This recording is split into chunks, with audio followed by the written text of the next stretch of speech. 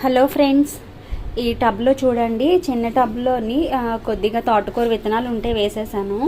చాలా చక్కగా వచ్చేయండి. ఇవైతే కొద్దిగా కోసుకున్నాను కూడాను.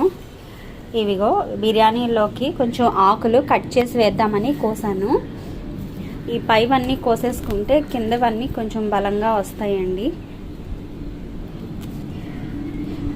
ఇప్పుడు నేను వెజ్ బిర్యానీలోకి ఆకులు వేస్తాను కదా, తోటకూర కట్ చేసి, టేస్ట్ కూడా డిఫరెంట్గా మారుతుంది. ఒక వెరైటీ రెసిపీ వచ్చినట్టు ఉంటుంది అన్నమాట. మనకి ఇట్లా డిఫరెంట్గా చేసుకుంటే బాగుంటుంది కదా. బిర్యానీలోకి వెజిటేబుల్స్ వేసేసుకున్నాను కదండి, ఆకుకూర కూడా వేసేస్తున్నాను. ఆకుకూర కూడా మగ్గిన తర్వాత రైసు వాటర్ వేసేసుకుంటే బిర్యానీ అన్నది మనకి కుక్ అయిపోతుందండి. డిఫరెంట్ టేస్ట్ వస్తుంది. ఇప్పుడు రైస్ అంతా కూడా వేసేస్తున్నాను. ఈ యమ్మీ